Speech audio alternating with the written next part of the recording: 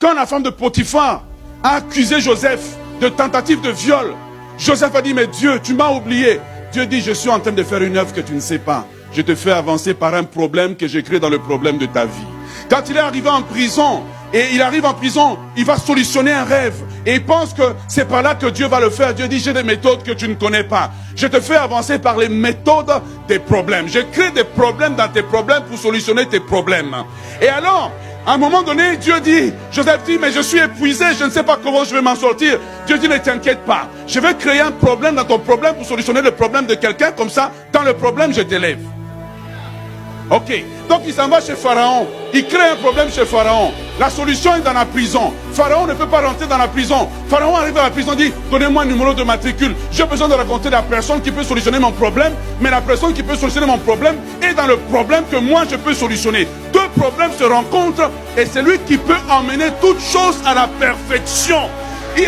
Il a des méthodes que l'œil humain ne peut pas voir. Il a des façons de faire que je ne peux pas calculer. Il y a des calculs des hommes, mais il y a les calculs de Dieu. Il y a les méthodes des hommes, mais il y a les méthodes de Dieu. Ce que tu appelles un problème, Dieu l'appelle un escalier. Ce que tu appelles un problème, Dieu l'appelle un ascenseur. Ce que tu appelles un problème, Dieu l'appelle une porte. Ce que tu appelles un problème, ce que tu appelles une prison, Dieu l'appelle la porte de sortie. Tu vois le problème quand Dieu te fait la promesse? Il ne montre pas ta date d'expiration au diable. Le diable travaille, mais il ne sait pas qu'il est en train de t'ouvrir des portes. Tes ennemis travaillent, mais ils ne savent pas qu'ils sont en train de t'ouvrir des portes. Tes ennemis travaillent, mais ils ne savent pas qu'en réalité, ils sont en train de t'ouvrir des portes. Tu n'as pas encore expiré. Tu n'es pas encore fini. Tu n'es pas encore usé. Tu n'es pas encore fatigué. Tu n'es pas encore fatigué. Dieu n'a pas encore dit le dernier mot sur la citadelle. Dieu n'a pas encore dit le dernier mot sur ta vie. Dieu n'a pas encore dit le dernier mot sur tes circonstances.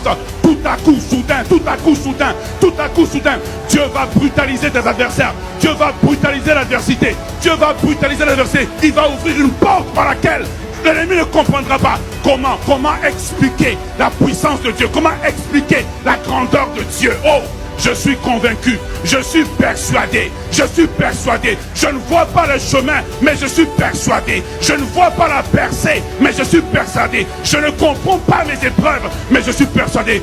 Tu sais pourquoi je suis persuadé? Parce que derrière moi, il y a celui, l'Éternel des armées, l'Éternel puissant dans les combats, le vaillant héros, le lion de